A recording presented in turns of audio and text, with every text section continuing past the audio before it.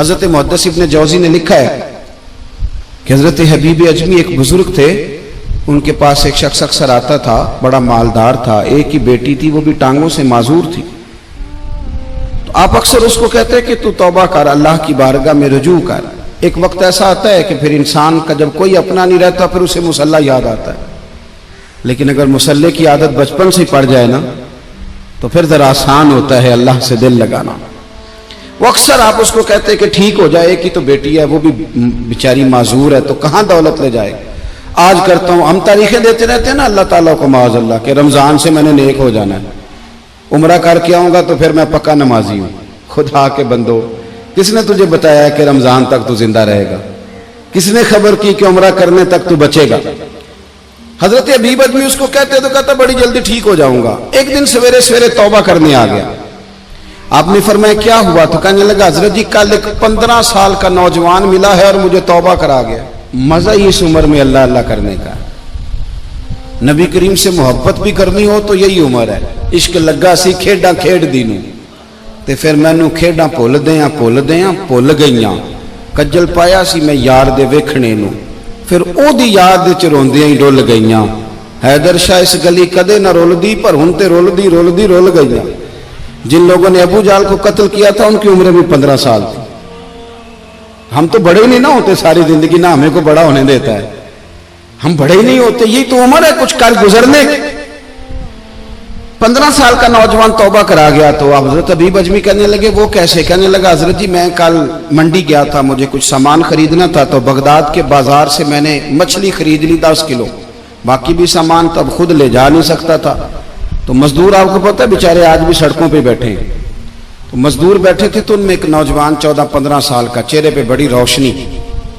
میں نے اس کو کہا بیٹے مزدوری کرو گے؟ کہنے لگا حضور مزدوری بھی کرتا ہوں، پڑھائی بھی کرتا ہوں، اور جو اللہ کو منظور ہو اس کی عبادت بھی کرتا ہوں۔ میں نے اسے کہا کہ یہ میرا سامان ہے فلاں جگہ پہنچانا ہے، کیا لوگے؟ کہنے لگا 3 دینار مزدوری۔ سودا طے ہو گیا، اس نے سامان اٹھا لیا۔ کہتے ہیں رستے میں ظہر کا وقت ہو گیا، کہنے لگا چچا اگر اجازت دو تو نماز پڑھ لوں۔ 15 سال کا جوان، کہتے میں رکھ کے نا وہاں سامان تو پھٹے پہ بیٹھ گیا، وہ نماز پڑھنے چلا گیا۔ باقی لوگ دیر سے آئے، وہ بچہ جلدی آ گیا۔ میں نے کہا بیٹے آپ جلدی آ گئے؟ کہنے لگے نفل چھوڑ دیے، اب یہی نہ سمجھ لیں کہ کام چور ہے، میں بعد میں پڑھ لوں گا۔ کہتے ہیں وہ دوپہر کا وقت، رمضان بھی نہیں تھا، میں اس بچے کو نوجوان کو گھر لے گیا اور میں نے اپنی بیوی سے کہا کہ بڑا نیک ہے، نمازی ہے، اور راستے میں یہ بھی ہوا ہے کہ میں نے اسے ایک دفعہ کہا ہے کہ یہ مجھے تھوڑی دیر کے لیے دے دو، گرمی بڑی ہے، تمہیں پسینہ آ رہا ہے، میں اٹھا لیتا ہوں۔ کہنے لگا نہیں چچا میں رزق حلال کھاتا ہوں، اگر آپ اٹھائیں گے تو میں 3 دینار مزدوری پوری نہیں لوں گا، پھر پیسے کم کروں گا، میں نے طے کیا ہے کہ اٹھاؤں گا۔ تو کہتے ہیں میں نے اپنی بیوی کو بتایا تو بڑی متاثر ہوئی، کہنے لگی دوپہر کا کھانا پک گیا، اسے کو روٹی کھا لے۔ رمضان بھی نہیں تھا، کہتے میں باہر نکلا، اس کو 3 دینار تھمائے، تو میں نے کہا بیٹے ایک بات میری مانو گے؟ کہنے لگا بتائیے۔ میں نے کہا کھانا پکائے کھا لو۔ کہنے لگا میں معافی چاہتا ہوں، میں نے روزہ رکھا ہوا ہے۔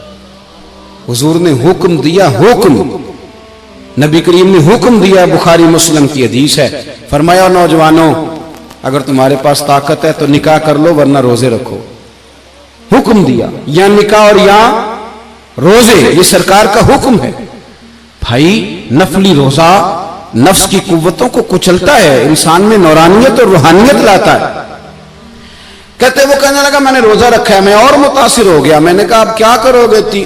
کہیں اور جانا ہے؟ کہنے لگا نہیں، میں جس دن 3 دینار کما لیتا ہوں پھر میں مزید لالچ نہیں کرتا، باقی وقت یا قرآن مجید پڑھتا رہتا ہوں یا نبی پاک پہ درود شریف پڑھتا رہتا ہوں۔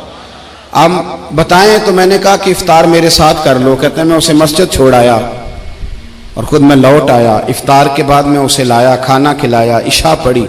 اس کا گھر دور تھا، میں نے ڈرائنگ روم کھول دیا، بیٹھک کھول دی، وہیں وہ سو گیا۔ میری 20 سال کی معذور بچی کبھی چل نہیں سکتی تھی، کوئی طبیب کوئی حکیم میں نے چھوڑا نہیں تھا اس کو دکھایا نہ ہو۔ ایک ہی بیٹی، وہ بھی معذور پیدائشی۔ اس کے کمرے میں گئے، میاں بیوی اسے کھانا کھلا اور بتایا بیٹے ایک نوجوان ہے، بڑا نیک ہے ہمارے گھر میں، آج بڑا پرہیزگار۔ پتہ ہے حضور نے کیا فرمایا؟